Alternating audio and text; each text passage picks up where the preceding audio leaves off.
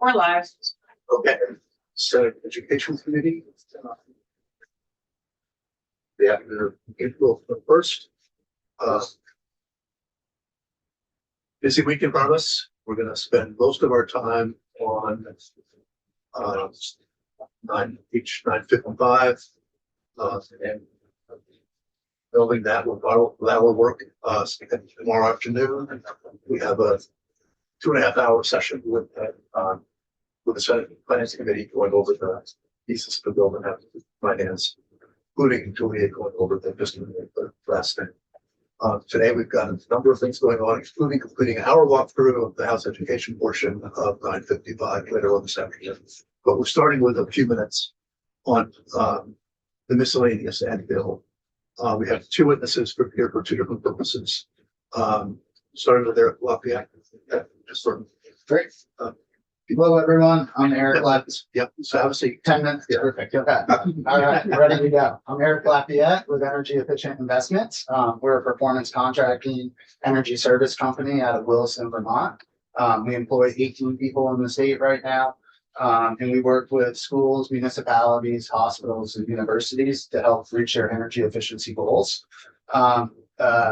Performance contracting is a delivery method for school districts in the state in the K through 12 public school system, where they can evaluate their buildings on an energy audit level, investment grade audit, and then provide energy savings recommendations to help reduce their operating costs. Those energy savings help go toward paying for the project and the upgrades at the schools. And the issues that we're dealing with in regards to that is that currently there's not language in there. It's kind of like a gray area in the bill about allowing additions as part of performance contracting. So where are you exactly in the miscellaneous bill? In the miscellaneous bill, not currently in it. I think it would be a new You said section. language in the bill book. Oh, in the performance contracting 3448F is the statute that we work under. Okay. Yep. Okay. Sorry about that. Yeah. And in it, it doesn't specifically mention additions, and it's come up as a gray area on some of our projects that we've tried to push forward. It comes up a lot when we're dealing with non-compliant, non-code issued buildings. So over the last 15, 20 years, a lot of school districts have brought in like modular buildings that the fire marshals have granted on a temporary basis, but they don't meet a lot of different code requirement and life safety upgrades. At the same time, we're trying to do more comprehensive energy improvements to the facility, and we're not able to do so without addressing the code compliant buildings that they have on site.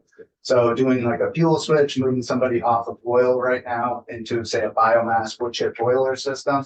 For a school district, say like Bellows Falls, that uses about 50,000 gallons a year. They're facing a $250,000 bill coming up. The space for their boiler room is way too small to house a new wood chip boiler and silo that would be required to do so. In that case, going with a wood chip system would save them, if it stays at $5 a gallon, about $200,000 a year, but it would require an addition to the building. They're also missing out on some storage space. So as part of that addition, they want to include some storage that they need. So the problem is that right now, going to new construction. No, the problem right now is that it just doesn't specifically list additions as being part of performance contracting. So we're looking to have that added into the language in there, just because a lot of times when we presented this to different school boards or superintendents, we have to go and get legal opinion on the statute to say, yes, this is allowed. So just trying to save that step during the process and allow these projects to get expedited a little bit faster. Do we have specific language? I sent it to you. I'll forward it to everybody right now. Okay. Yep. Forward to that thing she posted. Yeah, so this, we've had a lot of success around the state, doing these energy upgrades, especially right now with the cost of fuel oil going through the roof, and it doesn't look like that's going to be, coming down anytime soon. This is becoming even more important. So for instance, oil right now is twice the cost of propane. So this is part of the analysis that we do when we work with schools. I went down to Green Mountain School District or Green Mountain High School in Chester, Vermont. They have a fuel oil boiler. They burn about 34,000 gallons a year of fuel oil. 3 months ago when I presented the project, propane was about 5% less, cheaper than oil on a cost per therm basis. In the last 3 months, that gap has widened and now propane is 50% the cost of oil for that same amount. So I'm going back in front of the school board in another week and showing them the updated cost comparisons so that they can make a good long-term decision for that facility. Go ahead, Chris. So the vehicle would be miscellaneous. I think so. I think we just stick it in there. And almost all you're looking for is the word additions. That's it. Yeah, just Yeah. looking to add the word additions into the. I know, there's a list of, cost saving measures means any facility improvement, repair, or alteration to equipment, fixtures, or furnishings. We're just looking to add additions added as well. Okay. Now, go ahead. Okay. Well, how can we complicate? That's too easy. We don't do simple. So, okay. I think that's good. Eddie's given us language. Yeah. We'll look at that should come in. Great. And we have your contact information. Good luck with the rest of you guys. Then. Yeah, Thank you. Yeah. So, a second, still miscellaneous that bill, the second piece of miscellaneous, proposed addition. Yes. Yeah. Good afternoon, Sue Siglowski here for the Vermont School Boards Association.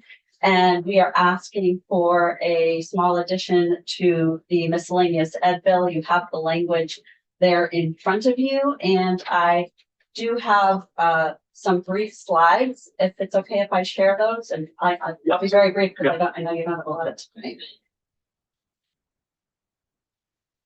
We're okay. We're okay. You are, okay, wonderful. Full pen. Okay, thank you very much.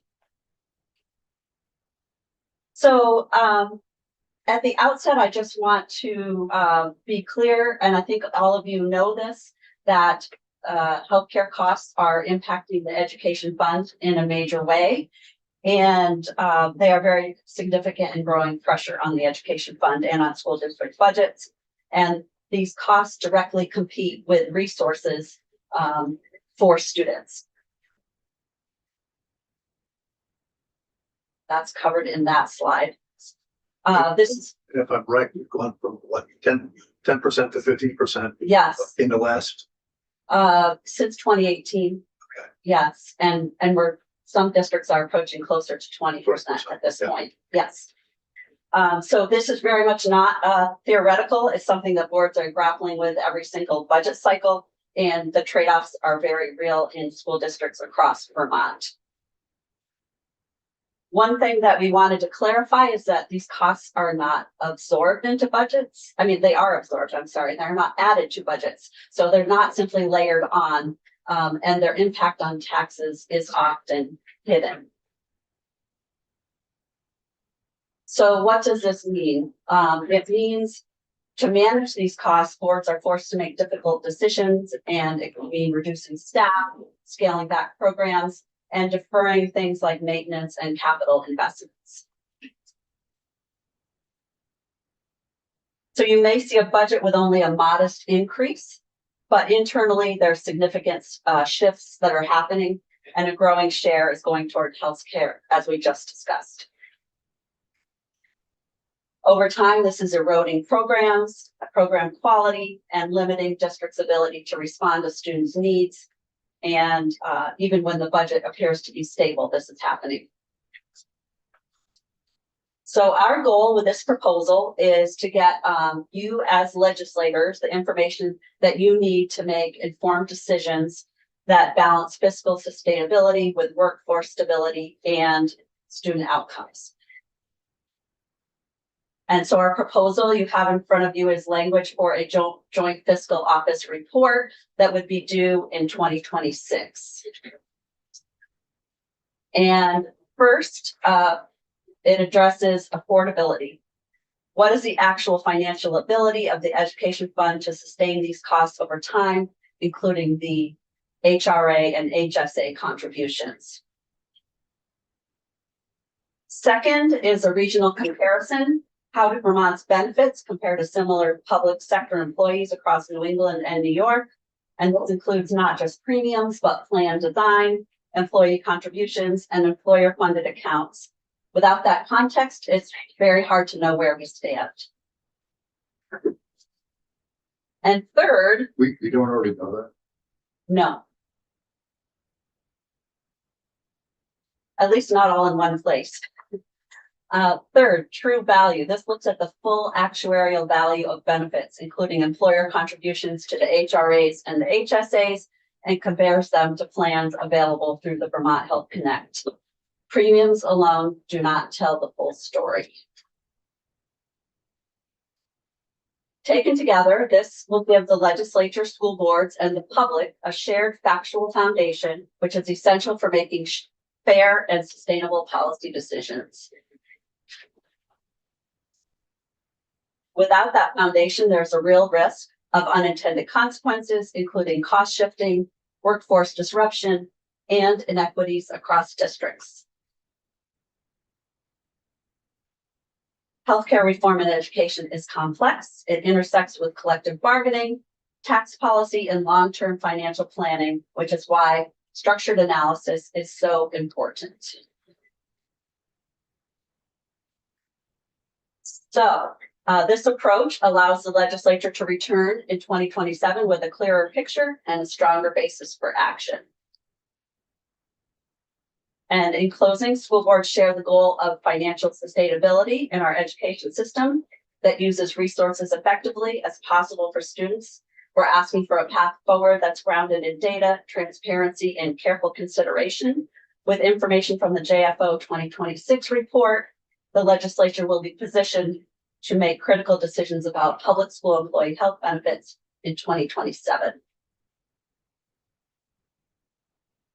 And that is all I have for you today.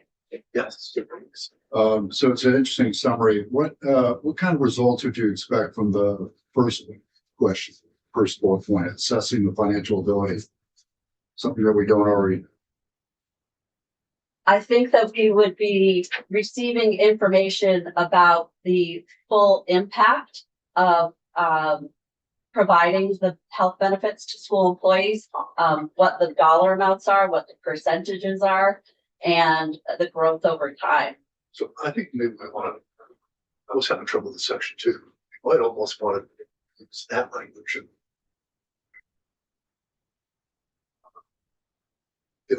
Be what she just repeated. yeah. Okay, Yeah. So actually, whoops. I didn't say that in recording. it's been recorded. Yeah, I think I said that the full impact, the percentage, and the growth over time. That's what I said. But again, don't we already know that?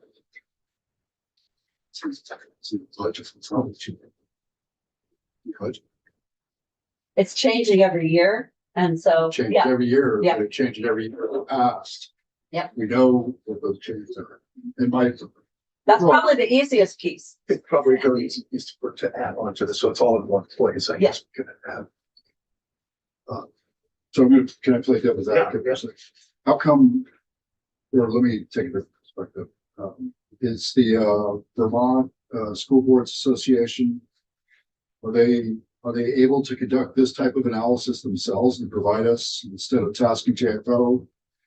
Most of this, we know what the impacts are. We know where they came from. We know why we're suffering from this. We have routes to mitigate it into the future. We think, what more will we gain from this that we don't already?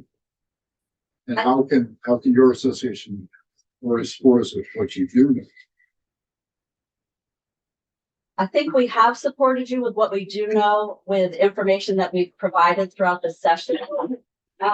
That is posted under my name on your committee page about the impact of healthcare costs on I know the education. impact. Yeah. Talking about cause and correction is kind of where all this is going, right? Right, yes. And I think that what you'll gain is a report from a neutral entity that has all of the information in one place and it's up to date as of December 2026. And it will provide you with information that you need in 2027 in order to make some needed changes to the law. Which law? The law regarding statewide bargaining for school employee health benefits. Okay. That's all right. Okay, can I play devil's advocate again? So I think the fundamental problem with healthcare in Vermont, I call this the 40-60 principle. 40% of Vermonters will pay for their own health insurance, and they pay for the other 60%. We become very, very generous in our healthcare entitlements, gifts, whatever you want to call it, until that balance shifts. Those that work, who I know you're representing, essentially the working teachers and educators and such, they pay. And that's why they pay for themselves. They pay within that 40%. They're also paying for the 60%, the other 60%. Nothing in here is going to tell us how to alter that balance. I think something in here will tell you how to alter that balance, because it's going to be comparing the benefits that school employees have to the benefits that are available on Vermont Health Connect. But they're all suffering from the same problem. The pool of payers is small and getting smaller. And none of this corrects it. Just a validation that, yep, costs are going up, got a problem. Then what? This isn't leading to any solution. It's not leading to recommendations, and which is where we are. We all know the problem. We all see the problem. I don't think we're all like nodding our heads to how we got into this scenario, but we're in this scenario. Educators are a prime example. They're working, they're fully employed, or they're employed, and we're not correcting the problem. So what does the study do? Well, again, I think it provides you with a factual basis provided by a neutral entity. And there is a bill pending in the House, but it's on the ball in House General H 842 that we support, that does make changes to the statewide bargaining process. That hasn't moved along. And so We agree with that. Yeah. Okay. So why? Let's go and pull it off of the wall. I mean, that we agree with. But that's a minor lever, but important, or at least consequential, some minor effect. But I'm not sure that this gets us anywhere closer to the answer to how to affect the overall cost. And this isn't just, again, it's good from our health and welfare committee experience. This isn't just an education problem. This is a Vermont problem. Right. It is a Vermont problem. I think that this language is focused specifically on the education piece of it. Granted, and I respect it. Fix the whole problem. So I don't think we're going to learn anything more than we knew when we were in that committee, 4 years ago. That's my, sorry to be sick. I understand what you're doing, and I support putting language in there, but I don't think whoever's sitting here a year from now is going to have any different answers based on that report. Well, I think, frankly, what you're hoping is that it sort of suggests that bill makes sense. Yes. In a way that hasn't quite been seen yet or understood. Yeah. Well, how about a different perspective? How about embed H 842 into this? And he said, there you go. You got a vehicle. Yeah. Let's do something tangible. We can all walk away and say, well, at least we pulled this little minor lever, and but I'm solving the whole big problem. Maybe that's if we did, you would support that if we Yes. do it. Yes. so. How do we relieve the concept? We don't have. Well, we don't have. I think we just take our own. We can just theoretically Make it section. I I got enough right now. Like, yeah. I was talking to Representative Kissinger last night. All right, well, I think we understand what you're looking for. And put this on our list. Thank you. Yeah, thank you. don't mean to give you a hard time. Oh. I'm really looking for solutions, not just talk. Right. Started studies. All state has a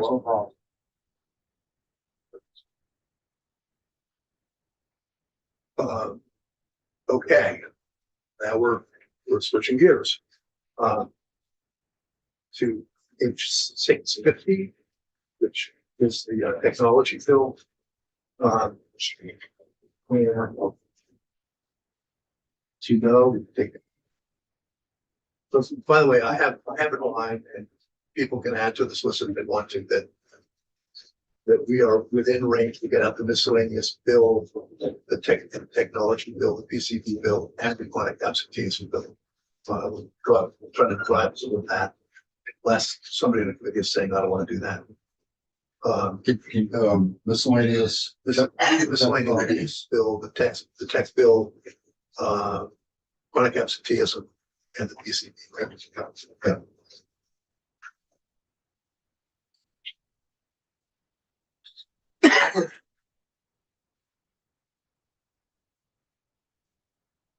So, on switching gears to the technology products bill, the first witnesses, Andrew Liddell, and I see him on the screen there. So, Mr. Liddell, introduce yourself for the record. Yes, my name is Andrew Liddell. I'm with the EdTech Law Center in Austin, Texas. Okay, and so we have a fair amount of time for this. So, so yeah, we're interested in your testimony on how to handle tech in schools. Okay, well, I would be very honored to be here today. I've prepared some short remarks, and so I'd like to deliver those into the record if that's okay, and then would open it up for questions, unless you think you have 20 minutes worth of questions, in which case I'm happy just to skip the remarks and answer your questions. No, go ahead. Your remarks will be helpful. Okay, then without further ado, good afternoon. My name is Andrew Liddell of the EdTech Law Center, a consumer protection law firm in Austin, Texas, and I'm not being paid to be here today. H650 is an important step in ensuring transparency and accountability for the education technology that has taken over the K-12 classroom. Over the last 15 years and counting, the EdTech industry has preyed on the public's inherent trust in schools and educators' concerns about preparing students for the future to pump schools full of technology that does not keep students safe, does not help them learn, and flagrantly violates their privacy rights. Compared to the robust vetting process that supports curriculum adoption, where subject matter experts and everyday citizens have a chance to weigh in, and which is conducted in full view of the public, EdTech adoption has been ad hoc, cloaked in secrecy, and driven by big tech's desire to hook students young and create customers for life. As a result, students' privacy rights are being invisibly invaded daily by products they are forced to use to receive the education they're legally entitled to. Flagrantly distorting federal laws that are meant to protect children's privacy rights online and student records while in school, the EdTech industry asserts that under COPPA, companies are schools, and that under FERPA, schools are parents, so that functionally no consent or disclosure is required to begin pervasively data mining children as early as kindergarten. This is not what these laws actually require, mind you, but the practice is really pervasive. So accordingly, regarding the attestation requirement that appears on page 3, lines 4 to 6 of the draft bill that I have, when the bill is passed, I would consider making available form attestation language that identifies all applicable laws and spells out the requirements in plain language that anyone can understand. Take COPPA, for example. This law requires that companies obtain verifiable parental consent before collecting, using, or disclosing personal information from a child under 13. That companies allow parents to see the information the company has collected about their child, and that companies honor parents' requests to delete their children's personal information. There are no exceptions under COPPA for companies that operate at school. But for the better part of 2 decades, EdTech companies have used COPPA to circumvent the parent notice and consent requirement by claiming that under COPPA, schools are parents' agents as a matter of law who can authorize companies to collect information about children, even over their actual parents' objections. And companies rely on COPPA to deny parents access to the information that has been collected about their children under 13 at school, claiming that the school must act as the intermediary with the company. My law firm, the EdTech Law Center, has challenged this interpretation of COPPA in court. The Federal Trade Commission, which is the federal agency charged with enforcing the law, twice weighed in our favor under consecutive presidential administrations with a friend of the court brief, denying that COPPA permits schools to act as children's parents. And last week, the Ninth Circuit issued an opinion confirming that COPPA indeed contains no such provision. I have provided these briefs and the opinion to the committee for your reference. So all this is to say, rather than allow edtech companies to write their own attestations along the lines of the undersigned hereby affirms that the products identified herein meet all federal and state privacy laws, including COPPA, the Agency of Education or another applicable authority should provide a more detailed form attestation that says specifically what all those requirements are. Switching gears slightly now to the certification process. Certification is urgently needed to ensure that edtech platforms not only help with learning, but also keep kids safe. My law firm has heard from hundreds of parents about how their children have been acutely and immediately harmed over and above privacy violations by the one-to-one devices that they are being made to use at school. The most common complaint is pervasive distraction, which is an obvious result when Google, whose Chromebooks dominate the edtech market and which makes money by following users around on the internet, is given free rein to shape the classroom environment with designs that serve Google's bottom lines and not students' educational interests. When a kid spends all day watching YouTube at school, he's not misusing his Chromebook. He's using it as Google designed it. At the other end of the spectrum, rare but still frequent and disturbing, are the harms that follow when young children are served violent or pornographic content in response to innocent search queries, or when adult strangers contact children through school devices that their parents assume are safe, or may not even know that connect to the internet. I hope that when developing the criteria for the certification process, the Agency of Education's report will reveal and quantify incidents like these. We know they're happening. We know they're happening more frequently than parents understand, but we don't know exactly how frequent that is. And so I would hope that we can start gathering data to shed some light on these issues. So in conclusion, H650 is an important first step in ensuring that any device or program that comes into the classroom is shown to be safe, legal, and effective before it is ever used by a student. These are sensible requirements that parallel the safety and efficacy standards of everything else in the school environment. It's long past time for big tech to play by the same rules as the companies that make textbooks, desks, paint, installation, and playground equipment, the rules that they must obey. So thank you for inviting me to speak today, and I'm happy to answer any questions you might have. Do we have your testimony in writing? You do. Yeah, okay.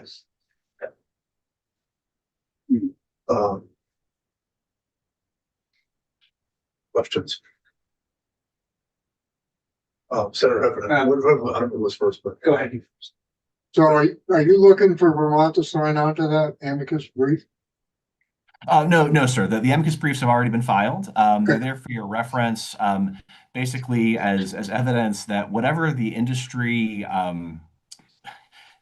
understanding of COPPA has been really wrong, and has been shown to be wrong not only by the FTC, which enforces the law, but also by at least one recent opinion in the Ninth Circuit saying that COPPA doesn't say what the edtech industry says it does.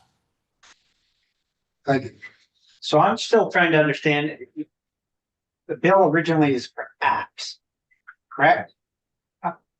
Is what I'm interpreting 650 to on apps that the schools pick. But yet, if they get on YouTube and that, I don't know how the teacher or the school can prevent that from happening unless they just ban it from the device. So this gets to the problem of how these products are designed. They're designed not for the school environment. They're designed like anything you just walk down the street to an electronics store and buy off the shelf as an adult consumer. That's not usually the case for most things in school. And understanding that on a Chromebook, there really is no difference, or in any internet connected device. I say Chromebooks, it's the most pervasive. There is no difference between an app and a website. It's just really how it's presented from a user interface perspective. but they are the same thing. They all operate by being connected to the internet. And so it really shouldn't delineate between apps and websites or browsers. It's all the same thing. And there is a way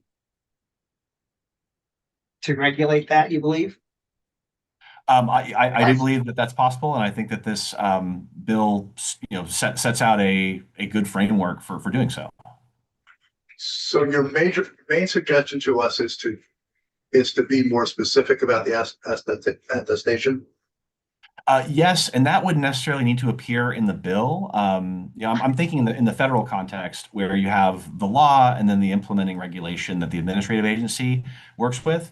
And so I think just understanding, having dealt with those things in the federal context, as clear as you can make it, will be beneficial to everyone. And so I think the law is fine as written, but then understanding, I just wanted to point out, my experience about these attestations where companies attest, again, in my experience, to whatever they need to attest to in order to get in schools, but then there's not the follow-up of vetting and auditing, and then also there is this really deep, I would say charitably misunderstanding, or less charitably, just willful misinterpretation of what the law actually requires.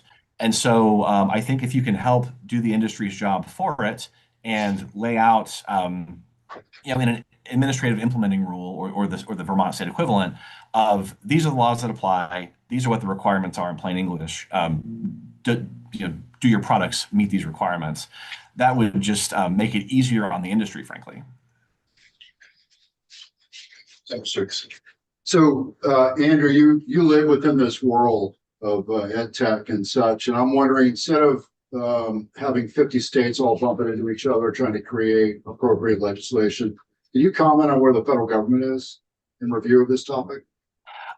So the federal government doesn't have as much of an authority to regulate this as we might think. There are two basic laws that provide students and young people extra protections at school, but they're spending bills, or they're bills. Really, they're spending bills. And so FERPA, for example, that regulates student records at school. It's a funding bill that controls federal funding to schools. And it doesn't regulate industry, even though industry tries to free ride on it and basically pretend that it is school. And then we have COPPA, which only applies to children under 13 online. And again, there is no private right of action, and there's nothing to set out exactly what the protections are. Privacy law tends to be a creature of state law. Education, obviously, is something that's always been left to the states. And so the federal government, generally speaking, doesn't have as much regulatory authority as we'd like to see. And then practically speaking, has not been as engaged on this issue as I personally would like. There's certainly a lot more that the FTC could have been doing and still can do under COPPA with respect to tech at school. But they've really not enforced that law. And again, private lawyers like myself can't enforce COPPA directly. And the education department has been very similar, where they have not robustly investigated violations of FERPA at school by these products. And that's largely because they only have one mechanism, which is to deny the offending school federal funding. And that's not what I want either. And so I think there is this attitude of, well, we can't investigate because the only penalty will be withdrawing federal funding from public schools, which I don't think the education department would want, and frankly, I don't want either.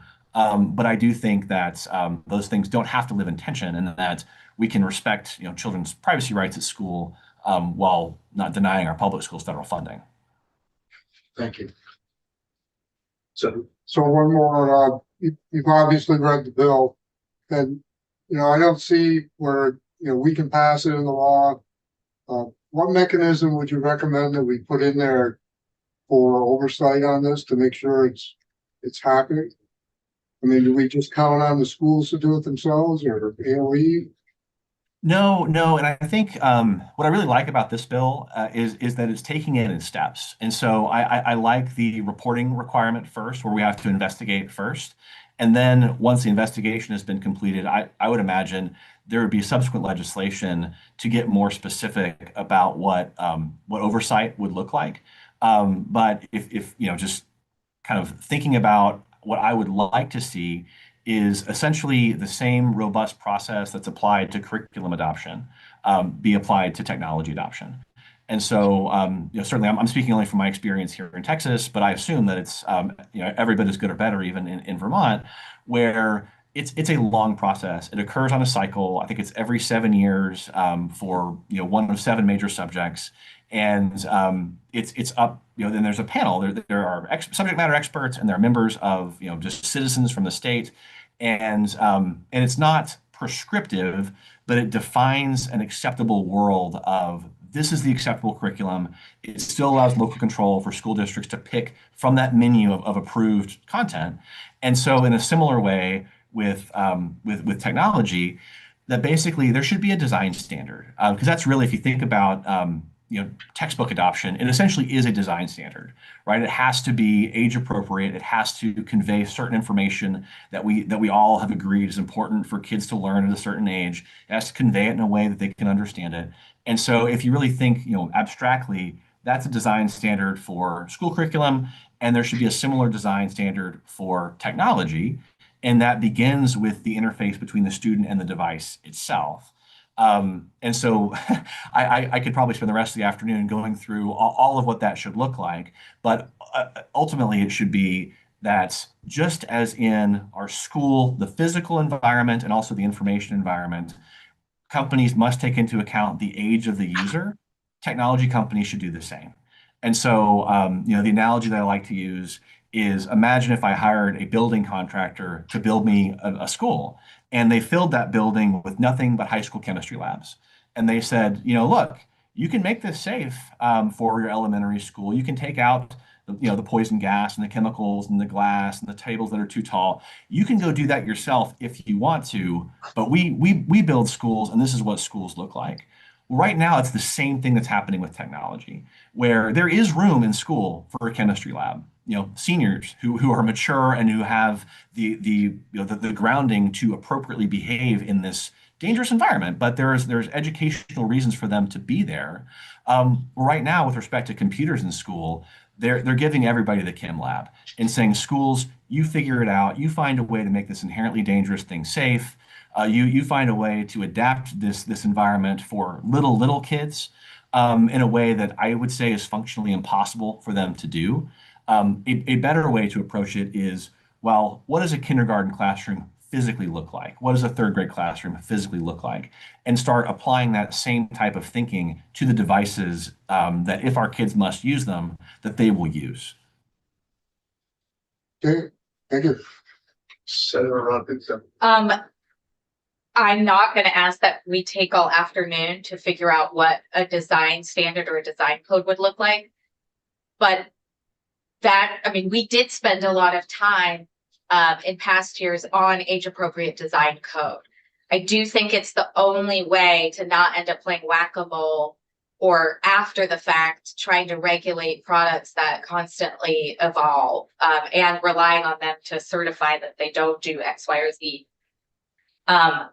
If you could get us a list of the things that would make sense for an ed tech age appropriate design code or standard, I feel like I'm put in the position to just support this bill because we're upset about the issue. And I just don't see trying to regulate all of the products that might get registered on a list as an effective way to do that. I would tend to agree. I think designing to a code and having an outside auditor basically judge whether it applies to the code, and then that auditor not be somebody that is funded only by industry, and so that's a problem to solve. But no, I like that this bill incorporates the age appropriate design code, and then the things that I would think about that would be in addition to the age appropriate design code would have to do with really the school environment, right? And so that basically part of school, it's an environment where we intentionally shape and direct students' attention so that that attention plus their effort becomes knowledge. And right now we live in this attention economy where attention it becomes money for somebody else. And so as we think about that, that would caution against, browsers that allow you to switch tabs frequently, right? Or have multiple tabs open, things like that. It would give parents control over what's happening at school and basically allow them to say, at home, I don't let my kid watch YouTube, and so I don't want them watching that at school at all. It would allow and prevent unwanted contact, whether that's from peers or from strangers. And so I could see the industry saying that, these are collaboration tools and this is necessary. And I would say, no, it's not. Really, if what this is meant to be is the magic textbook and, and the magic notebook where lessons are delivered and homework is done. Well, there are other ways to collaborate, frankly, better ways to collaborate, and those ways are in person. And so I'm happy to put pen to paper and give you a list of things over and above the age appropriate design code that would be appropriate. But this would really be thinking about how do you direct and preserve the attention environment at school. And and that might require a pretty radical rethinking of what these devices are. But my argument that would be no one's making you sell into schools. And so if you want the privilege of being there, then you should design it for the environment. Well, that not you should, but I mean, having been the lead author of Kids Code, they can make magical things happen when they want to. If we said you do not get a contract with a school unless these design codes are met, watch how fast things change. I just think like this 4-year registry process is not the way to actually effectively change the industry and make sure schools and parents are in control. Well, I won't necessarily weigh in on that, but I do love the appetite for kind of more radical and immediate action. I think for my work, I've been doing this for 7 years next month. And so I've had to learn to be pretty patient and gradual with it all. But certainly if there are more immediate steps that you would wish to take, I'd be very happy to collaborate on what those could look like too. Thank you. Thank you. Thanks for coming, and we'll look for whatever you can give us additionally. And that next is Dr. Corbett. All right. Yes, sir. Thank you all very much. I appreciate it. Thanks for having me today. Thanks. Hi, Jared. Ciao, Andrew. How you doing? All right. Doing good, man. All right. Uh-oh. I'll see you. No, we've crossed paths before. That's awesome. Hello, guys, and thank you guys so much for letting me chat. It's similar to Andrew, I won't take too much of your time, and I'm kind of the odd one out in this conversation in the sense that I've read through the bill. I see what you guys are doing. My focus is on learning, is on how does ed tech impact learning? Because my argument has always been, man, you can make sure that these products are safe. You can make sure that they don't steal any data. You can make sure that they're not harming anyone in any possible way. But at the end of the day, not harm has never been a goal of education. Learning is our primary goal. So my argument has always been, if we can demonstrate that ed tech does or does not impact learning in any way, shape, or form, then we can make better arguments as to whether or not we need to be having all these other arguments. So that's kind of where I sneak in. Now, you may have heard me speak before or not, but the data is alarmingly clear that digital technology does not improve student learning. In fact, in almost every instance we have, it harms student learning. Whether you look at international PISA data, whether you look at international TIMSS data, whether you look at international PEARLS data, across 90 countries, anytime that country goes heavy digital, learning performance starts to drop. In the US, we have the same thing. We have the NAEP data. Anytime you align any state's data along with when that state adopted ed tech, so not any particular calendar year, it's when did that state go tech heavy. So for like New York, that was 2017. For Texas, it was like 2009. I did my work. So for Vermont, it was 2014. That was when you guys adopted standard balanced digital testing. So basically that's when schools required a digital infrastructure in order to do your state testing. Before 2014, between 1992 and 2014, your scores across fourth grade math, reading, eighth grade math and reading were increasing on average 2.5 points every single year. That's massive. Since 2014, your scores on those 4 tests have been going down over 3 points on average every single year. We've wiped away 20 years of growth in less than 10 years because we went tech heavy. And it's not just us. I mean, like I said, it's across every country we've ever explored. And the reason becomes why, or the big question becomes why. No data supports that ed tech has ever helped learning.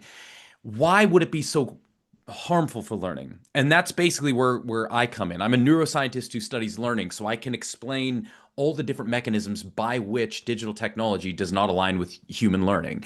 For instance, we are biologically built to learn from other human beings. We have inbuilt biological mechanisms that says when I am with another human being, our biologies will start to resonate and learning goes up measurably. Other mechanisms are things like multitasking. Arguably the worst thing you could do when it comes to learning and memory is multitask. When you multitask, your brain flips into a secondary memory network, which means your accuracy goes down, your speed goes down, your memory tanks, basically learning goes away. Now, what is the one thing digital technology is built to do? Multitask. That's all it does. Digital technology is what's called a parallel processor. It can do 10 things at once. As human beings, we are serial processors. We can only do one thing at a time. So when we use a tool that can do multiple things at a time, we try to do multiple things at a time, and our learning goes down. So as you kind of think about design elements and safety elements, just remember the only pillar holding that entire argument up is an evidentiary pillar, that these things are worth having in schools. And I can talk to you for the next 2 hours demonstrating there isn't a lick of evidence that suggests these things should belong in schools. In fact, they absolutely shouldn't. And anytime they are used in schools, they should be driven and directed by the teacher, never given to the student for a one-to-one connection to the internet. That's when all learning is going to go down. So if you're worried about what would a design element look like, I have no clue. But what I could do is tell you what an efficacy design would look like. It's very easy to set up a standard that says if you want to be in schools, you have to demonstrate efficacy to this level. This is our standard in education. That's a simple mathematical statistical procedure that doesn't require a lot of discussion, a lot of debate. You put that in place, literally 100% of all ed tech will go away tomorrow. And they're going to have to go back to the drawing board to say, how do I actually make this effective rather than just engaging for students? But like I said, so I'm kind of the odd man out just because I'm taking that next step when it comes to the ed tech, but I'm happy to kind of address any questions, thoughts, ideas on the learning aspect of digital technologies in the classroom and where that all kind of fits up. So over to you guys. Happy to kind of just follow your lead then. 7 weeks. Yeah, appreciate the testimony. Appreciate the graphic on, That's not compared. oh, it's not, what Chris, we were given a graphic that, that backs up what you were saying. Oh, perfect. I did want, though, if you would comment on, It's coming. going digital. That's not what we got. Yeah. So going digital in respect to the learning performance effect, access isn't Yes. something it's not something you mentioned, but that's the one enormous benefit that I see going digital, access to knowledge. That Nope. it's just like, That's if you think about it, the reason why schools exist, the reason why modern schooling was built was largely because of the printing press. The printing press gave people access to knowledge. The problem was it gave them too much access to knowledge. And after about 70 years, we decided we needed to institute what are called curricula. These are ways to help people organize themselves and their thinking through the overabundance of knowledge, because mere exposure to it was overwhelming and not enough. So cut to today, where now we have things like the internet and everything. That's only made exposure to information way higher. But if exposure to information was enough, why then in the US, where we have about 98% of people boast effective internet access, why do we still have a functional illiteracy rate of around 21%? If looking at words was enough, mate, we should all be literate. No, we still require structure and development and teaching and learning. There's a reason why schools exist. And so if you actually look at the data of just pure access, it turns out something like E-rate, which gave everyone access to information, E-rate correlates absolutely nothing with learning, development, and growth. The more money E-Rate spent, actually, the more learning actually started to go down because people started to assume because kids have access to the internet, we can destructure learning. Kids can start to do some things on their own. They need guides instead of teachers, and that's been the biggest mistake. So believe it or not, when it comes to the access issue, access is one of the biggest drivers we know of the learning performance gap. When you allow access, the kids who are already really strong, they've developed enough skill to kind of drive their own learning, so they suffer minimally. They only drop 1 or 2 points a year. It's the kids who haven't quite developed learning ability, where you now give them access to the internet, they drop wildly. And this is why the gap between the top and the bottom has been expanding since 2015 significantly. It's now wider than it was in 1992 because access has never been enough. Structured classroom curricula teaching, that's what's required to help kids develop, not simply access to books and knowledge. Thank you. Thank you. I know a lot of this stuff, it sucks. It's counterintuitive. A lot of this stuff feels good until you dive into the literature and you're like, oh, it's not actually going the way we thought. And that's because humans, I think we mistake as adults, we mistake what we're doing as experts with what kids need to do to develop expertise. We look at adult performance and we assume that's what we've always done, but we forget what it took to get to the level where we can perform as adults. And that path is very different than where we're at now. And that's where I think a lot of ed tech tries to hit us where we're at today. Here's what we do in the workforce. That's what kids should be doing. Nope. The path it takes to walk to get to the stage where you can effectively be a part of the workforce is very different than the skills it takes to succeed in the workforce. They're two different ball games, and I think we've just conflated them, unfortunately. Any questions? Thank you. Thanks for coming in. Thank you all. You guys have a great afternoon ahead. Lisa Lavasser. Hello, good afternoon. Chief. Hi. Hi. Ready? Yes. Yeah. Hi, thank you so much for the opportunity to testify today. I wanted to ask a couple calibrating questions before I dive in. And I do have written comments that I was unable to send ahead of time, but I will provide them afterwards. First question is, are any of you familiar with the work that Internet Safety Labs does? My guess is no. Uh-oh. All right. I'm familiar with the work that InterLab Safety does. That Internet Safety Labs, that what we Internet Safety Lab. Yes, Oh. ISL. InternetSafetyLabs.org. If you go to our website, you can take a gander around. Okay, do you all, and I don't know, I don't testify a lot, so I don't know how much you look at the House testimony at all. Very little. Rarely. Okay, I thought that might be the case, like just about an hour ago that occurred to me. So what I've written up is it's really intended to be a cumulative of all of the testimony that I provided. So I'm going to kind of wing it a little bit to give you and point you in the right direction of things. If I may, I think what I want to start off with is just I want to give you a look at a safety label. Is it possible to share screen? Yeah, Daphne's sending you a link or something. Got it. Thanks. Okay, so never mind that. Never mind that. Oh, good grief. Sorry. Stop share. Just okay, let me get what I need. Ay. Okay, sure. Okay.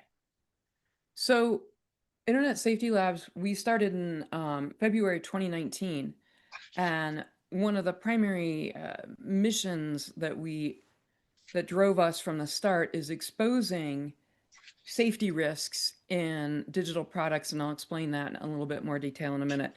But this safety label, which you can view at appmicroscope.org, we in 2022 we conducted a US-wide EdTech safety and privacy benchmark, the first of its kind.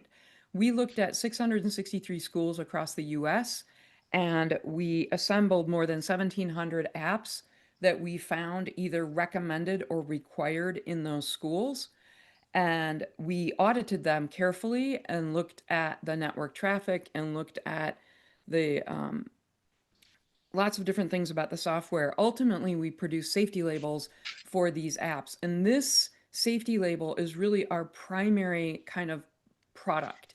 And this, what you're looking at, is version 1.0, but we have a new version that we're working on that includes a lot more information. This label right now includes mostly privacy risks. And you can see this was the worst app.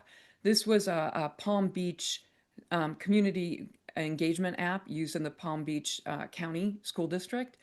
And this app had, for instance, 21 data brokers observed in the network traffic. It had 156 unique companies found in the network traffic. This isn't theoretical. This isn't hypothetical. It's observed network traffic communicating little bits of information about the student, potentially, if a student is using it, to these third-party and to all these third-party companies. So we look at a variety of safety-related behaviors, like are there ads? Are there behavioral ads? Who are these third parties? What do they do? How risky are they? Do they monetize personal information? And you can see here, critical risk means they're monetizing personal information, which means they are selling it in some way or another. And you can see here just how many of these companies are in there. So we go to quite a bit of detail. We are software nerds. That's what we are. We are not education experts. We are safety experts. And so I want to say a little bit more about this. I'm gotta revise my statement here on the fly. One of the things I wanted to mention about the apps that we audited in 2022, 78% of those were found to be sending data to advertising and marketing platforms. 78%. Also, when we think about how many of those apps were licensed by the schools or the district, about 30%. 70% of the apps that schools are recommending are get it off the shelf. They have no relationship with the school.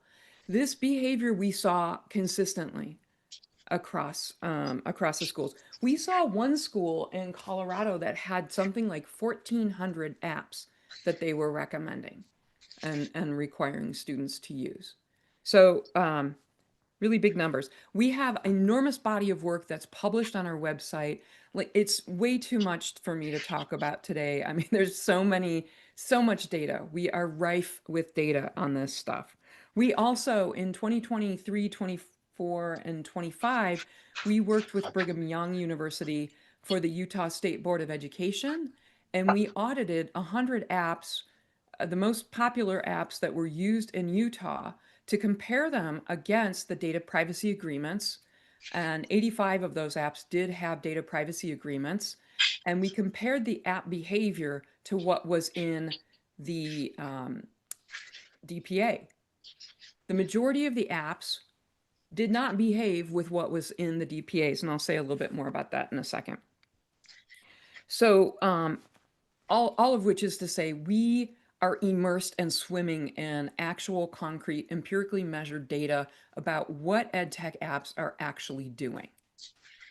Okay, so I want to talk about two things today. I want to talk about digital product safety and data privacy agreements.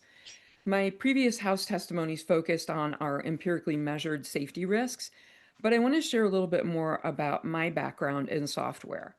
I've been working in commercial software for 38 years, 40 if you count 2 years in college where I worked seasonally at the University of Michigan Medical School Information Systems Organization.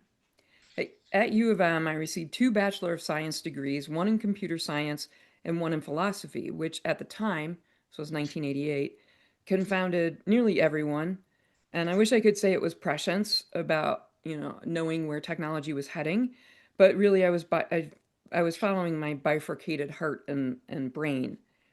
In 2000, while working full-time at Motorola as a software engineer, I received an MBA from Arizona State University. I was in the second cohort of what was called at the time the high-tech MBA program. Most recently, in 2024, I was selected as a Technology and Human Rights Fellow at the Harvard Kennedy School, working under the guidance of Shoshana Zuboff and Matthias Riese in the Carr Ryan Center.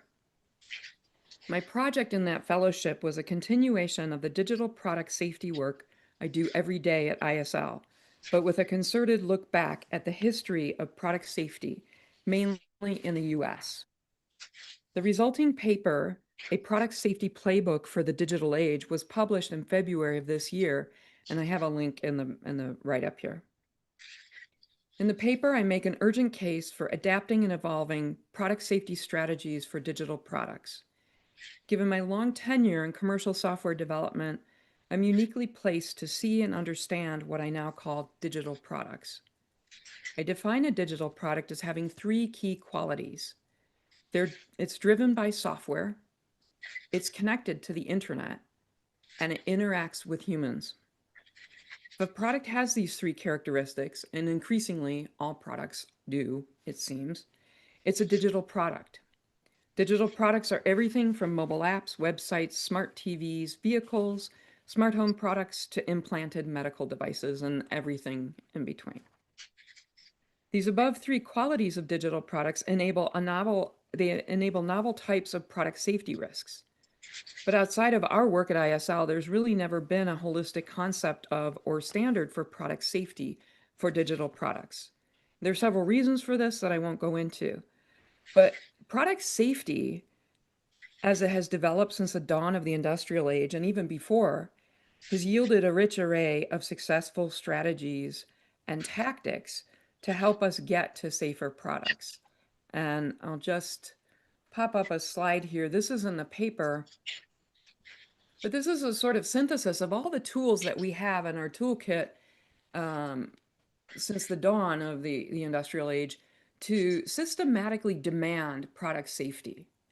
And it's things that industry can do up here in the market, what we can do through private law, like what Andy's doing in EdTech, for example, what the political system can do, what we can do at a regulation perspective, what we're doing here with H650, and also what consumer actions can do. So we have a lot of things at our disposal to do this.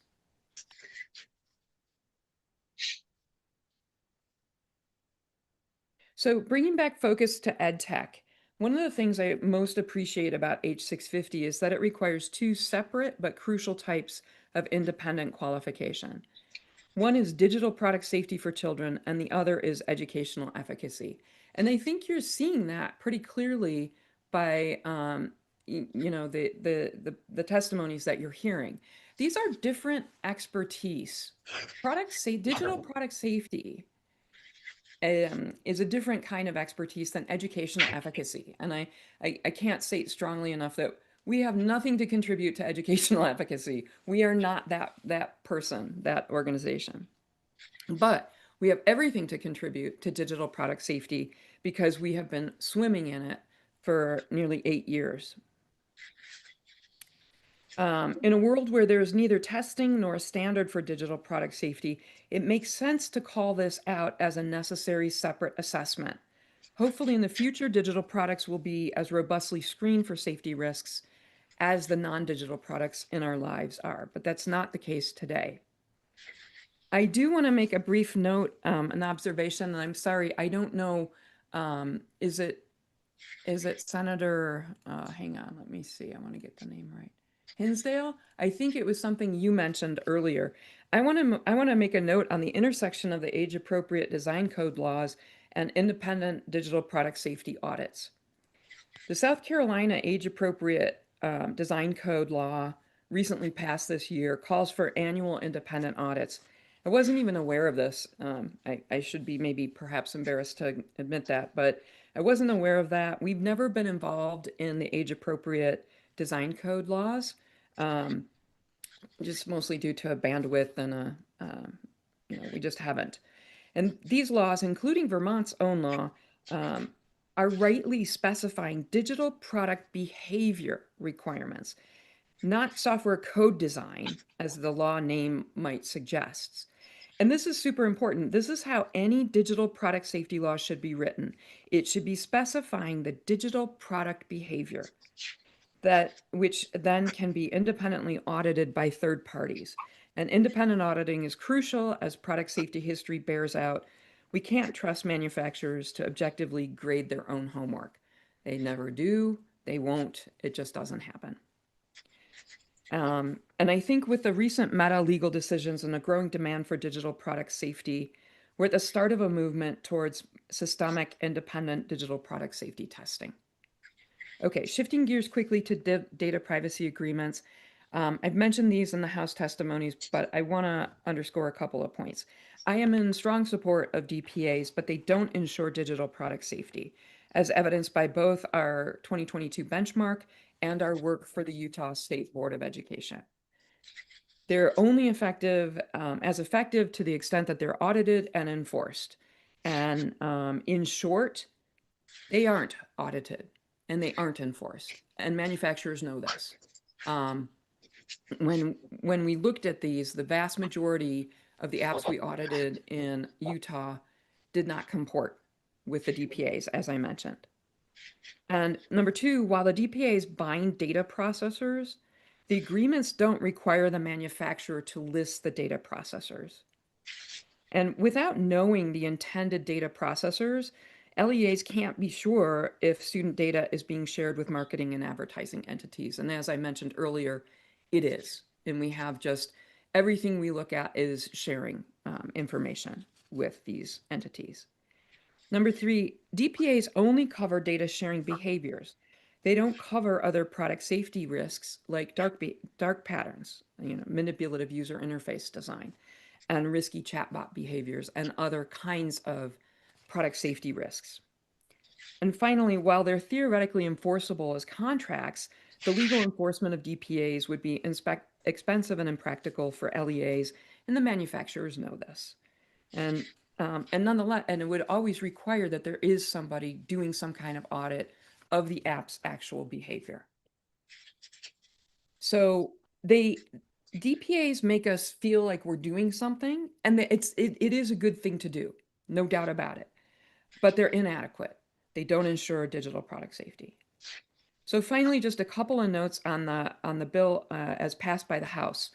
Number one, this is hearkening back to my comment on the AADC. There may be some overlap on page 4, item 5B4, design features of the product, and I hope that they're in the report that is a product of this. I hope that there'll be some synthesis of the AADC product requirements as outlined in the law and the recommended EdTech certification process. I think that is a really efficient thing to do, and I would champion that. And then on page 5, item 5B6, the data privacy practices of the provider of the product.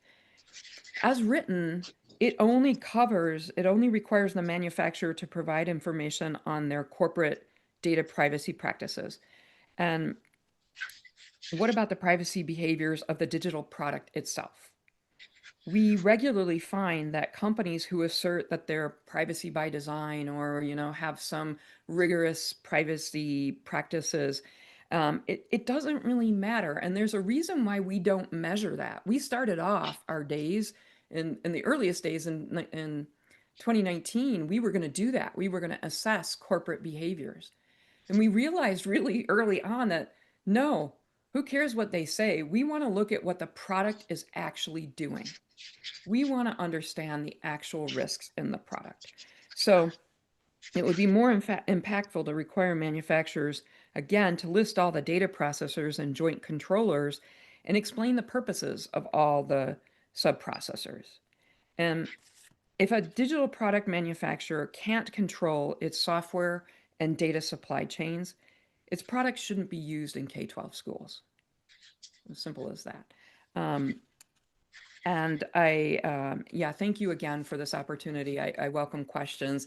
I have so much information in my head. I'm sorry that I skated over things, and please ask me questions and don't hesitate to reach out to me at any time. Questions? Yes.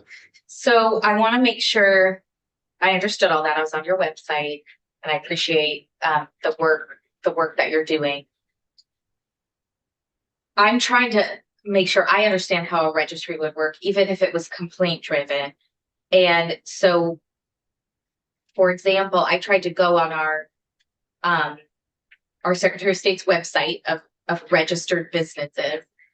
And I searched for like common apps like ChatGPT, OpenAI, things like that. They're not registered. I know this would have a requirement that they become registered, but I'm worried, like, let's say you test a product and people go look for that product, but it's under a different trade name that they registered, et cetera. Like, how might someone use your work on a software tool that has a very low score of safety or value and then do something about it? Like, what's your advocacy wing look like? Would we go to the school and say, this has a low safety score, you should stop using it? So our theory of change is that we provide evidence for regulators to enforce, for policymakers to craft meaningful and impactful law that can be enforced. This is one of my sort of pet peeves. I'm not a policy expert. We skew technical. But there's a big chasm even between the language that is used in law and what, technology manufacturers use that trips us up in lawsuits. They use that as a mechanism to slither out of accountability sometimes just by saying, like, that's not what we call it something else. So this chasm between the technical precision and know-how and the laws is something that I observe. So we do exist for people to use our data, to use it as evidence. We are a nonprofit, nonpartisan, independent product safety testing organization. We do conduct expert services for private litigation, literally evidence collecting for that sort of thing. We're a consumer advocacy organization, but we don't have the funding to really drive our app microscope to be optimized for everyday people. It skews technical. We know that. So it is really used for people to start a discussion, for people to bring it to their schools. For example, concerned parents bring it to their schools and say, hey, how do you explain this? Bring the label.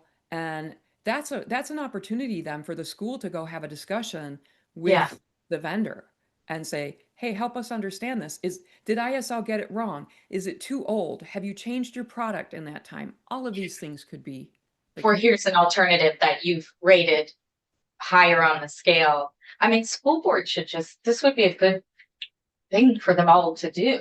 I don't know if the School Boards Association, feels like this feels like a very good place for school boards to be a hinge between concerned parents and stakeholders and the school districts to spend some time making sure that ed tech contracts are vetted through these lenses. Do you think school boards are doing that? No, I don't. Sadly, not all of them. When we finished the audit, 663 schools, we sent emails to 2 or 3 people at every school that we audited. We did 13 in each state. And we found 2 or 3 people either at the school or at the school district or superintendent. We sent emails saying, hey, here's a link to your results, because we have a Tableau that's published. It's on our website, and you can look up Vermont. I think I shared that in one of the House testimonies. But we sent it all out, and we got no response. And we're like, this isn't a solicitation. We're a nonprofit organization. We did all this work. We'd, love it if you made use of it and contact us if you have any questions. Crickets. Not a one response. I have some hypotheses around why that might be the case, but they're untested. So, Thank you for coming in. yeah. It's helpful. And you're welcome to stay on. We have one more witness. The attorney, does he let counsel for this? Yeah. So we're going next to, David Law. Good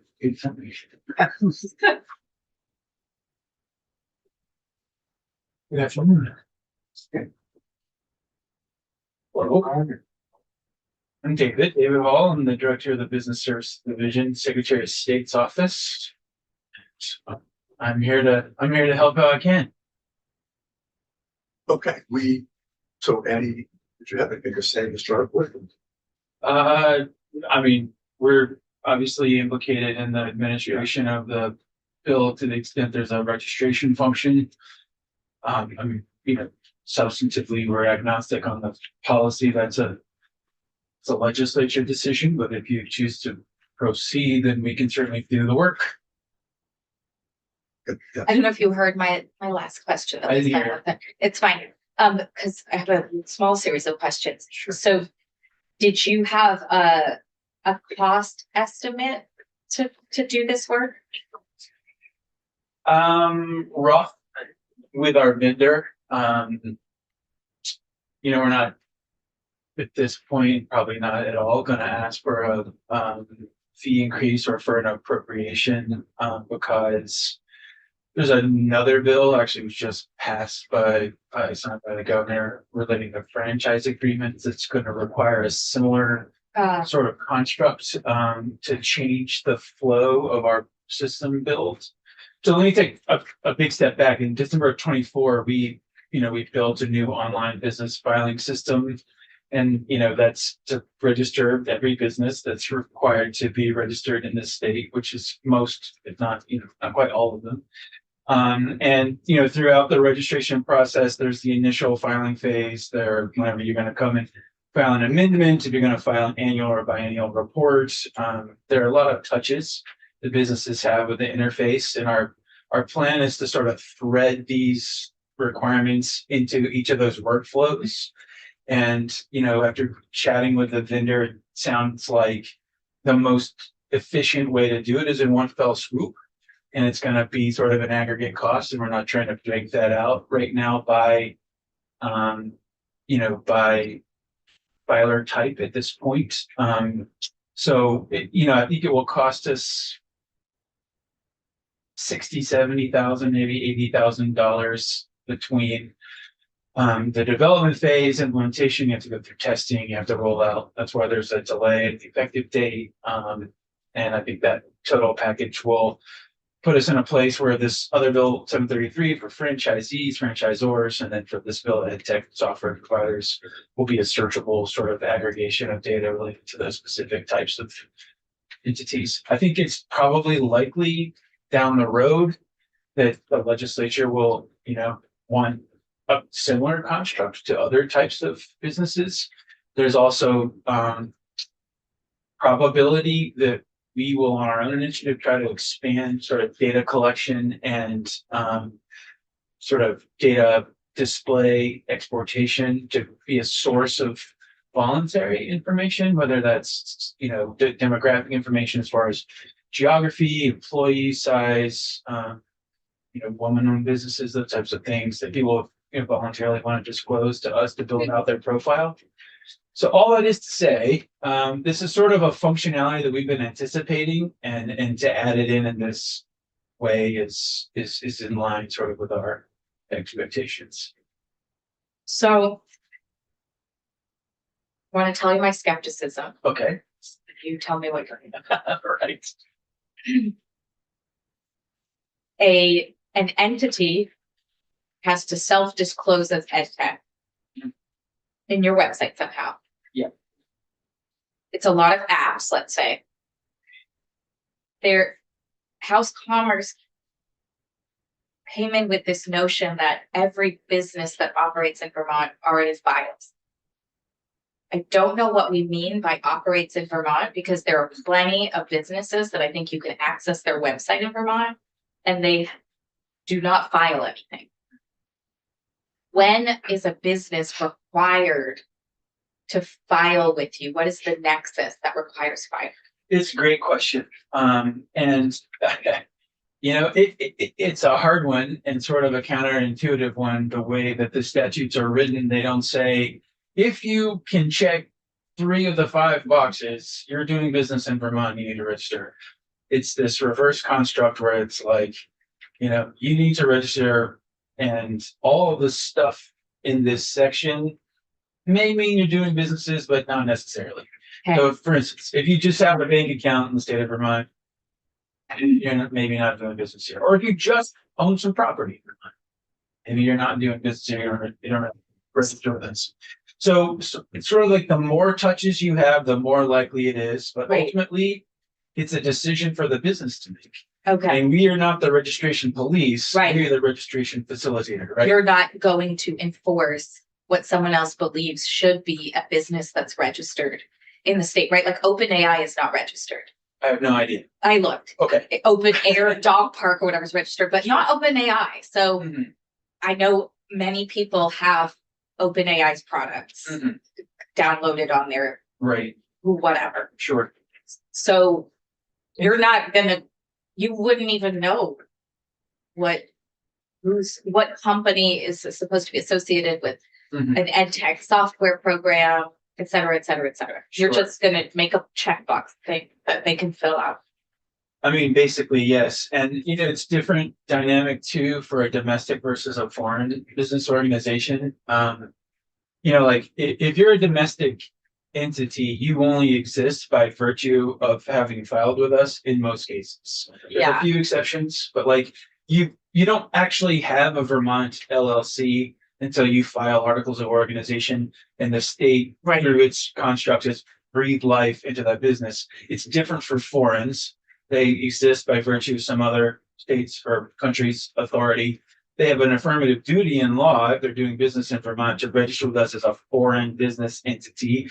And if they fail to do so, then there is enforcement available. It's the AG's office that has the duty to enforce that failure to file. It's also self-executing to the extent that that entity can't avail itself of our courts or remedies in our courts until they do file as they're required to. But so it's a question, you know, maybe I'm doing business in Vermont, maybe I'm not, I'm a foreign. It's pretty easy to sign up with the Secretary of State's office. Certainly the benefit outweighs the cost, but that doesn't mean that it happens 100% of the time. It doesn't. So the way it would work is you've already got this duty, you come to us, we'll just ask you to check a box. I do or I do not act in this state as an ed tech software provider. If you say no, you just keep going about your Right. way. If you say yes, then sure, all these additional questions are going to pop up for you to answer. I guess, and we can you follow this thread? The bill right now says with or without a contract with a school. Let's say for now we said with a contract, because I don't even know where we could get it. Something that wants to call itself ed tech but doesn't have a contract with school. I don't know what we're talking about. But let's say we were talking about with a contract. Instead, could the check down say, check here if you are registered as an ed tech product through a school district in Vermont? Mhm. Like, we need to get more specific. I don't know who identifies as ed tech and who doesn't. Mhm. If we like, would it be more actionable if it said you have a contract with a school district? I gotta tell you, in all honesty, I don't know the answer, and I'm agnostic on the substance of what they have to tell us. Okay, I'm just here to collect the information, basically. right. And you know, I think initially we were concerned about this bill because it had threaded the Secretary of State's office in such a way that we had sort of a substantive role in deciding what it means to be a provider, whether it's efficacious, whether, you know, these are consistent with whatever educational standards. That's not something we have any expertise in. It's no different than the data broker construct. You know, the statute sets out what a data broker is. If you meet the definition of data broker, then you come register with us. Same as telemarketers. We're not concerned with really, frankly, the substance of any of those policy choices. We just facilitate the registration, the data collection, the exposition to the world. That's not terribly helpful for your, you know, the merits of it. And I understand that, but that's, you know, my seat is not in education policy by any stretch. We're the people who build the registries, all the data. Okay, my final thing is if we, often the people who who try to meet our legislative intent and write these, they still have to figure out how long is this drop down menu getting, like how easy is it to fill out this form? What are we actually accomplishing? Mm-hmm. Do you have any thoughts on that? Like how you would, they want there to be like a submission of, I guess the AOE gets the submission of their documentation. I don't know if the AG would come to you to see who's registered and then see if they filled out all the paperwork that they're asked to fill out. Sure, that's a good question. I mean, so once they file with us, it's part of their business record. It's all public information. So it's accessible by AOE, it's accessible by the AG's office. I mean, you know, maybe a good analog or another comparison is that data broker registry where, you know, the statute sets up the duty, it sets up what information we collect.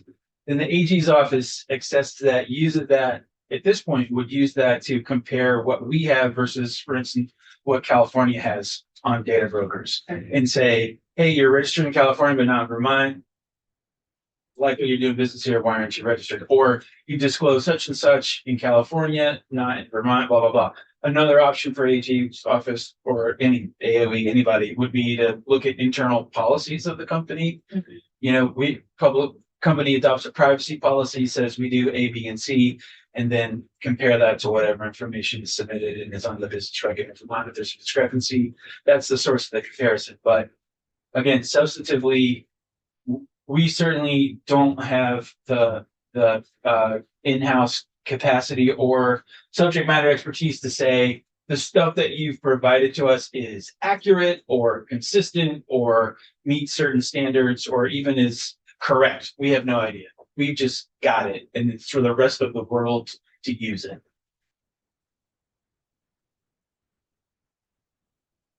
Other questions?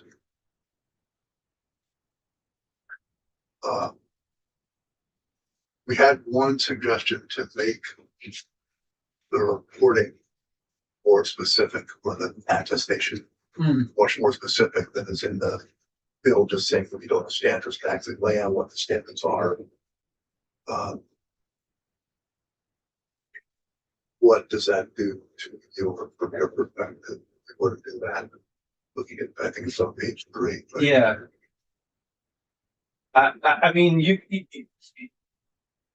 I mean, so from a design build perspective, you know, this is what this looks like to me is, you know, literally 2 checkboxes. You know, they're going to come to our system and there's going to be a box that says, you know, our product meets the standards set forth in subchapter 3A of the Age Appropriate Design Code and it meets privacy laws right now. And if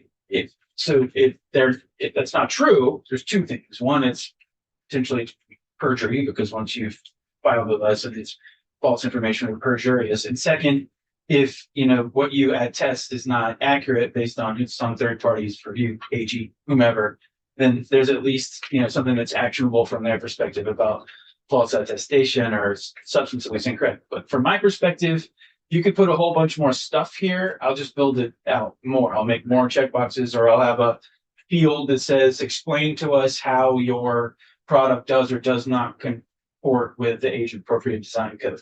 But again, that's just the structure of it. I mean, that's just what we collect and what's publishable and available to the world.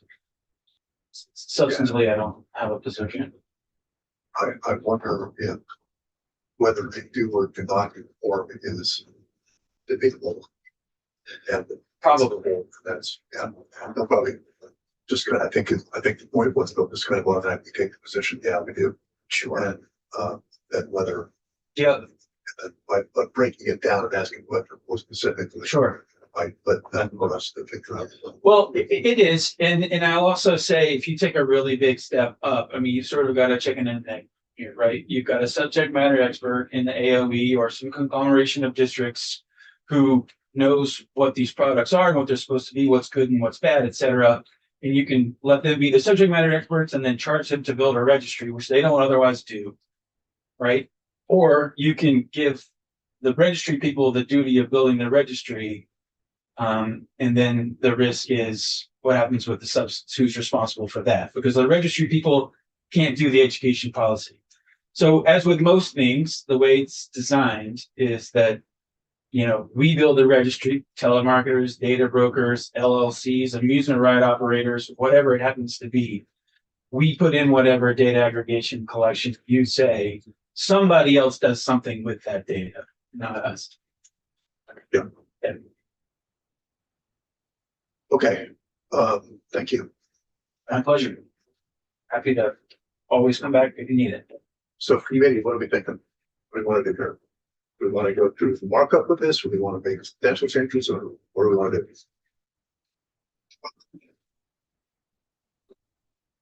What's your idea really wrong? A bit more aggressive stance. It's an aggressive stance. I think it's a decision point, not about like, do we want to be more aggressive, but do we want to try and solve the problem of unregulated use of ed tech in schools? I think people have heard me after many years of understanding what could be a successful registry or not, that I don't think encouraging businesses who identify themselves as ed tech to click that in a drop down when they may or may not know they need to file with the Secretary of State's office, and they may file with a trade name, et cetera. I just don't think that is going to better regulate ed tech in our schools. So I have started an email thread with Andrew Liddell of the ed tech group, and I started talking to the Vermont School Boards Association because I now feel compelled by this problem, and I think we should try to solve it. I would approach it much more from the perspective of school districts have to look at their contracts, look at the available data about what is a safe and valuable learning tool, and start to move toward, being part of this VITEC, whatever thing that AOE has, that moves us essentially towards a implemented design code for ed tech in schools. When they hit that drop down and say they're an ed tool.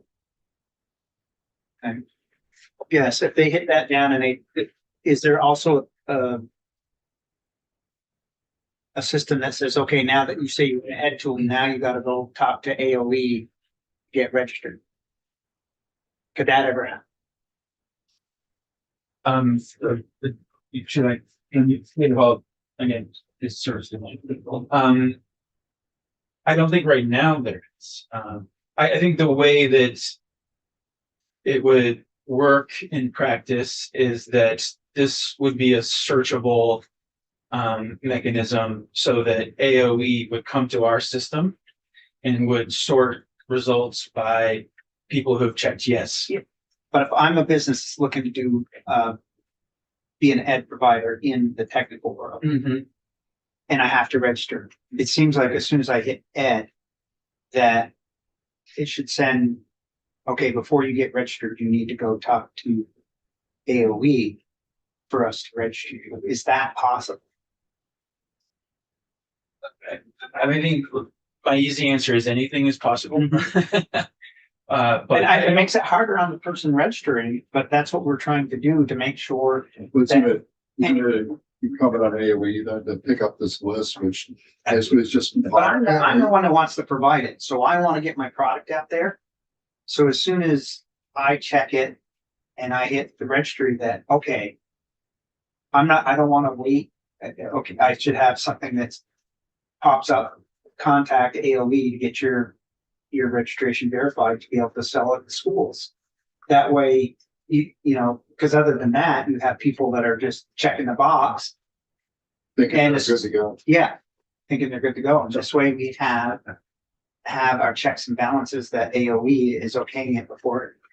I could be wrong, but I don't think AOE is tasked with approving or signing off on a provider before they can. But I think that's part of. They're tasked Right. with studying what it would take. So I personally, I think the whole registration process is the cart before the horse. First thing we need is this report, which summarizes why we need this, who adjudicates it, who registers it, what do you do with the registration information, and then see if you got a problem. Or if you have the problem, you recognize the problem, how do you mitigate the problem? That's my first blush on 615. I like that. So you're saying you want to go to a report? Well, we have a report, the report section 2. Yeah. But then, and the section 1, half of its definitions. Then the second half of section 1 is all about mandatory reporting and reviewing the privacy policy thing.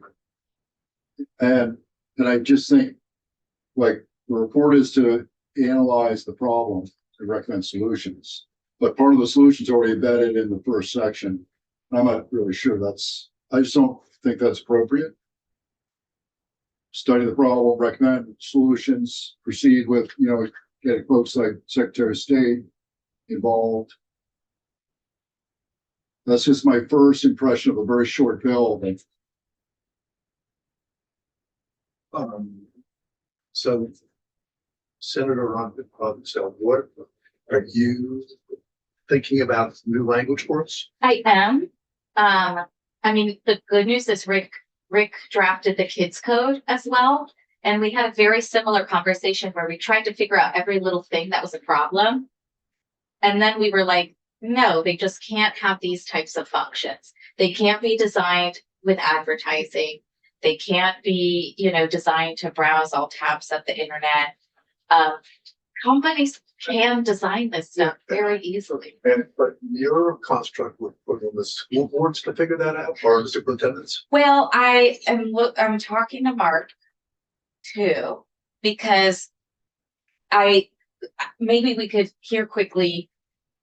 I think the right solution that really sticks with parents and teachers and helps us know what a good tool and isn't is not going to come from a registry. It's going to come from school districts looking at their contracts and making sure they're part of whatever consortium is sharing best practices. But Mark can speak to whatever they were doing. What are you doing? Doesn't a lot of technology get used by schools without a contract? I think we should hear from the schools. Like, how are they ending up on so many contracts or not contracts? Peter Drescher, I'm a tech director in Essex Western. I testified last week. Yeah. I know folks.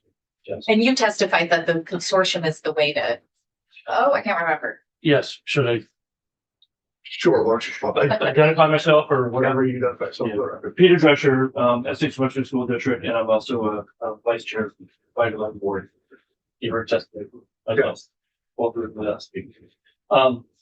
I just wanted to chime in something you were just talking about around, we already have something in place that was mentioned. I think it was at the House Committee earlier on last month. There's an entity called TEC, the Education Cooperative. They already do this work, and they have lawyers that there was conversation about like tracking some of these things and following up. This entity does that for schools where you can become a member of this organization and they do this work for you. and it's valid and responsive. If I send these folks an email, I get a response within 10 minutes. I mean, they are that responsive. These are the entities you have a contract with. They have, Okay. they work, TEC works directly with the SDPC, which is a Student Data Privacy Consortium. Okay, It's an entity that works and helps to manage that for school districts. okay, The SDPC, the State Student Data Privacy Consortium, has thousands of titles of software titles in there. They've already done that work of like cataloging okay. and having all that stuff out there.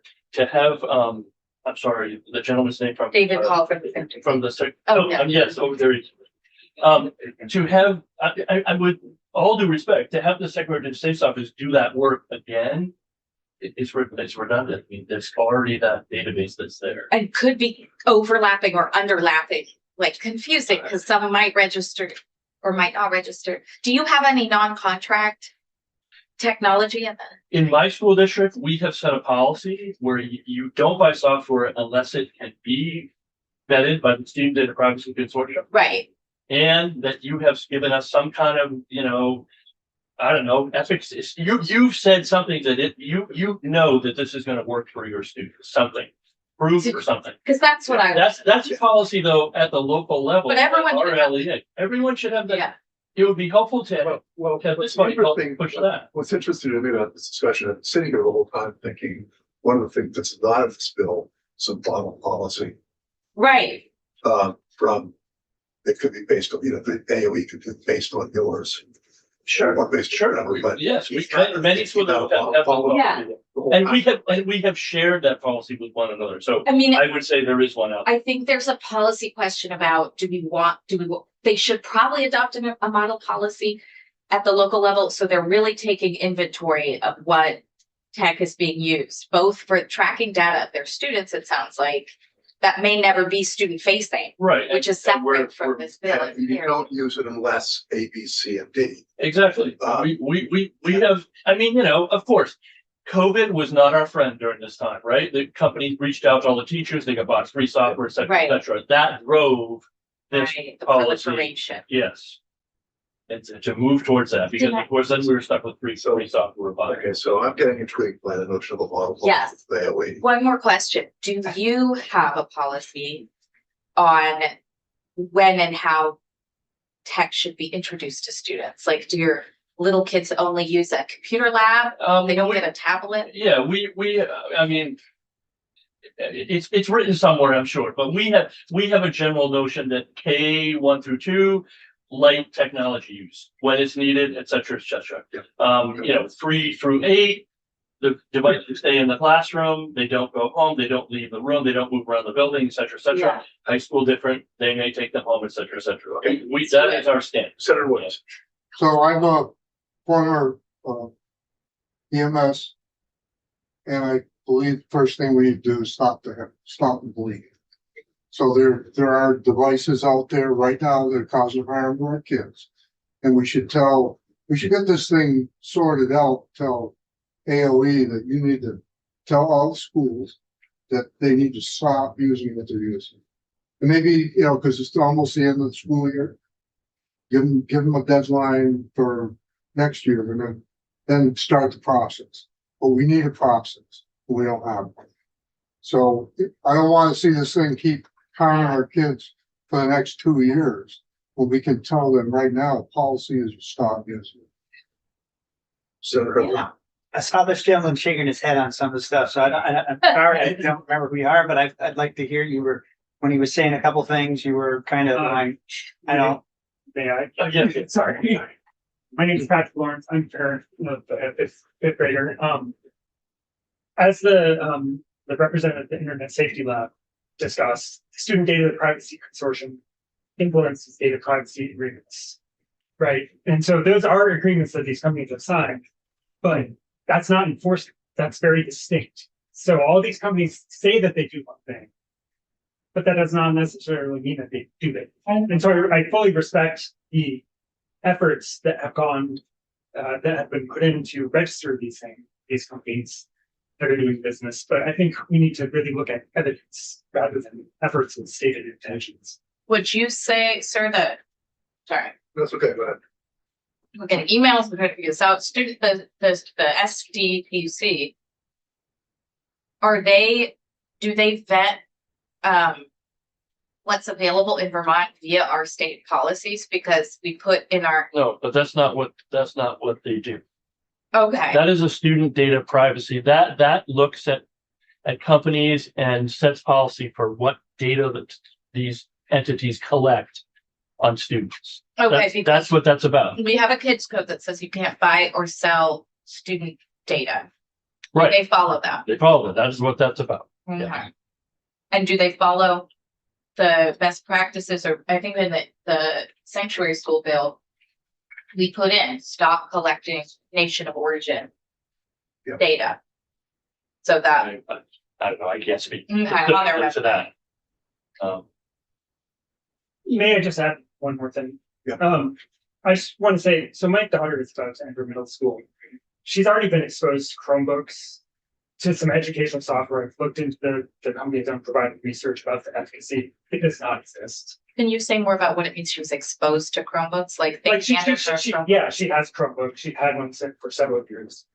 And you know, I've heard numerous instances of students being distracted. You know, we all know that this is a consumer pipeline for Google and all the companies that are providing these products. And I'm not concerned. You know, middle school is already a hard time, but I'm really concerned about as she enters middle school, what else she's going to be exposed to of these products that might be collecting data. As we've heard testimony, a lot of them are sharing data with third parties and all these companies that are doing more. You know, they might not be advertising directly to kids in schools, but they are definitely building profiles of students and using that data at a future time. I don't think we should take these companies at their word. I think we need to actually have hard evidence that they are doing what they say they do, and also hard evidence from independent sources about the efficacy of these products. And until these do, I don't, you know, and I know everyone in here is really concerned about, you know, just making sure that we get this right. But until we do this, my daughter's going to continue to be a guinea pig for these EdTech products. And I don't think that's really the message we want to be sending, that the cost and difficulty is so great that we're willing to let these companies kind of run roughshod over our educational system. And I don't think anyone in here should share that opinion at all. I'm not suggesting. We're just trying to make sure that Bill actually Totally. solves problems. Exactly. That's great. But the cost of inaction is really high. So I think, you know, the two steps, first of all, making sure we know what's here, what's being used.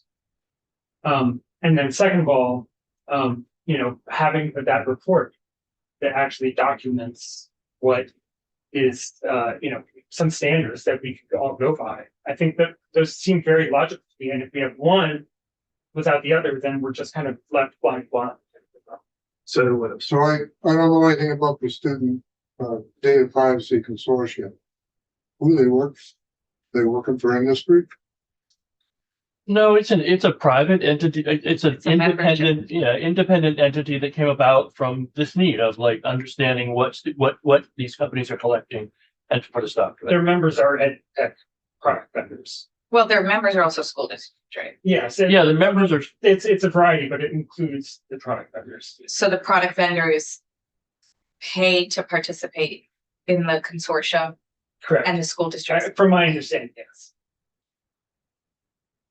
And I think it's great that it exists, but it does not substitute for enforcement. They're in Massachusetts, the So- consortium. it exists, it can actually tell us about how well they're going to provide privacy, but we have to put something on this school boards or the districts or the superintendent's office to actually make sure that what we're doing works. Yes, I had indicated two entities, the SDPC, which is Student Data Privacy, and then this TEC, the Education Cooperative, which works with that and helps the schools in managing that. And they're the ones who have more of a, I don't know, what do I want to say, visibility, a look into how those privacy agreements are functioning. Yes. Can we get anyone in here to talk about this? It did. Yeah, we have, and we should again, but we also have limited time, so I'm trying to figure out that order that we can actually do in the amount of time we have. So, thank you. Thank you. Thank you. We never did get to you. I don't know if you want to add something. Unless you have a specific question. Okay, why don't we take a break? We have Beth coming in, at 3:15 to continue to walk through 9:55. And then we're gonna switch to actual markup of the courthouse is built.